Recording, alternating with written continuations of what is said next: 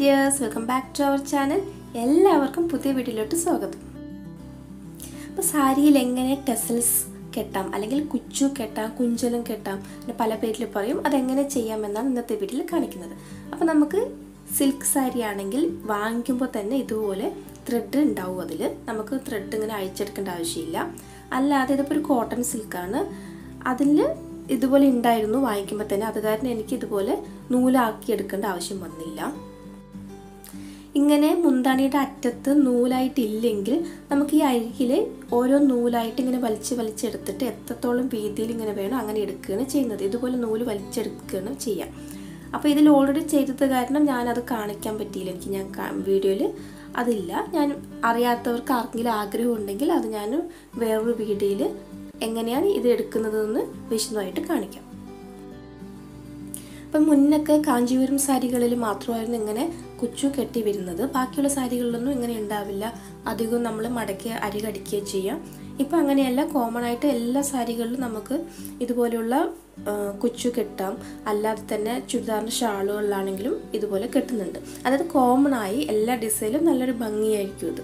അപ്പോൾ നമുക്കിത് കെട്ടി തുടങ്ങാം. അതിന് മുമ്പായിട്ട് ഈ നൂലുകളെല്ലാം നല്ല സ്ട്രെയിറ്റ് ആയിട്ട് ഒന്ന് അയൺ ചെയ്യണമെങ്കിൽ അയൺ ചെയ്തെടുക്കാം. അല്ലെങ്കിൽ ജസ്റ്റ് നമ്മുടെ മുടി ചീകുന്ന ചീർപ്പ് വെച്ചിട്ട് ഒന്ന് ചീകിയാലും മതി. അതായത് ഇങ്ങനെ വളഞ്ഞിരിക്കുന്നതെല്ലാം ഒന്ന് സ്ട്രെയിറ്റ് ആയിരുന്നാൽ നമുക്ക് കെട്ടുന്ന സമയത്ത് ഈസി ആയിരിക്കും.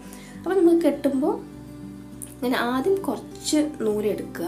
അതായത് എത്ര വീതിയിൽ വേണോ, നമുക്ക് ഒരുപാട് കട്ടിയിൽ വേണ്ട, കെട്ടാൻ ബുദ്ധിമുട്ടായിരിക്കും. അപ്പോൾ ആദ്യം കുറച്ച് എടുത്തിട്ട് അതിങ്ങനെ നമ്മൾ സാധാരണ കെട്ടിടുന്ന പോലെ ചുറ്റി കെട്ടിടുകയാണ്. അപ്പോൾ കെട്ടിട്ടിട്ട് അത് നന്നായി വലിച്ച് നല്ല ടൈറ്റാക്കി വെക്കുക.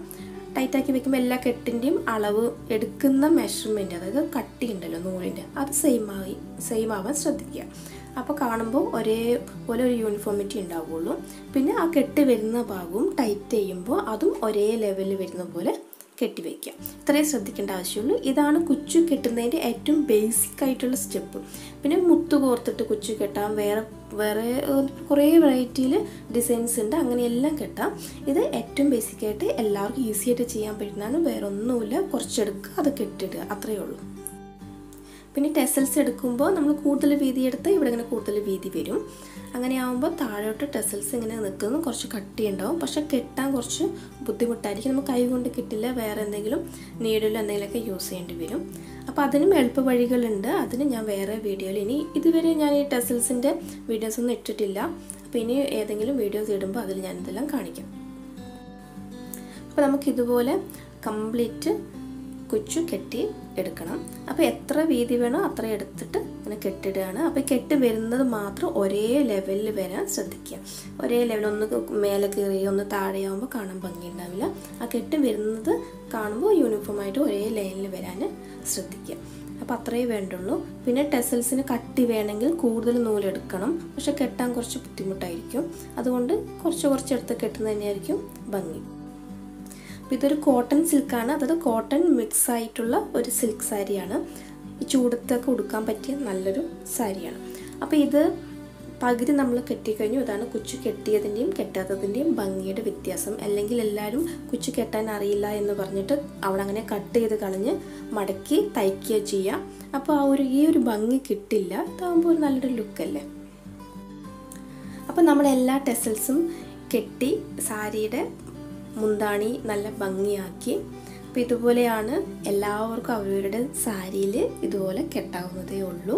അപ്പോൾ ഇതുവരെ കെട്ടിയിട്ടില്ലെങ്കിൽ ആരെങ്കിലും മടക്കി തയ്ച്ചിട്ടുണ്ടെങ്കിലും ആ തയ്ച്ചതൊക്കെ ഒന്ന് അഴിച്ചിട്ട് ഈ നൂലൊക്കെ ഇങ്ങനെ വലിച്ചെടുത്ത് കുറച്ച് വീതിയിൽ ആക്കിയെടുത്ത ശേഷം ഇതുപോലെ ടെസൽസ് ഉണ്ടാക്കാം. കുച്ചു കെട്ടാം അല്ലെങ്കിൽ കുഞ്ചലം കെട്ടാം, പല ഭാഗത്തും പല പേരിൽ പറയാറുണ്ട്. ഇനി സാരിയുടെ അരികം മടക്കി തയ്ച്ചിട്ടുണ്ടെങ്കിലും കുഴപ്പമൊന്നുമില്ല, തഴിക്കാതെ തന്നെ നമുക്ക് ടെസൽസ് കെട്ടാം. അപ്പോൾ ഇതുപോലെ തയ്ച്ചിട്ടുണ്ടെങ്കിൽ അതിൻ്റെ അറ്റത്ത് നമുക്ക് ടെസൽസ് വേറെ സെപ്പറേറ്റ് ഉണ്ടാക്കിയിട്ട് ഇതിലോട്ട് അങ്ങനെ തുന്നി വയ്ക്കാം സൂചി യൂസ് ചെയ്തിട്ട്.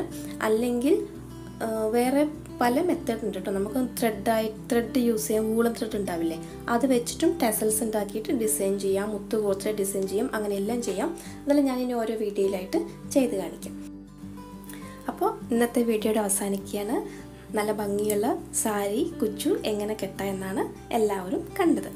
അപ്പോൾ ഇഷ്ടപ്പെട്ടെങ്കിൽ മറക്കാതെ ലൈക്ക് ചെയ്യുക. ബാക്കിയുള്ളവർക്കൊക്കെ ഷെയർ ചെയ്ത് കൊടുക്കുക, കമൻസ് എല്ലാം എഴുതി അറിയിക്കുക. എൻ്റെ ചാനൽ ആദ്യമായിട്ട് ആരെങ്കിലും കാണുന്നവരുണ്ടെങ്കിൽ സബ്സ്ക്രൈബ് ചെയ്തിട്ടില്ലെങ്കിൽ മറക്കാതെ സബ്സ്ക്രൈബ് ചെയ്യുക, സപ്പോർട്ട് ചെയ്യുക.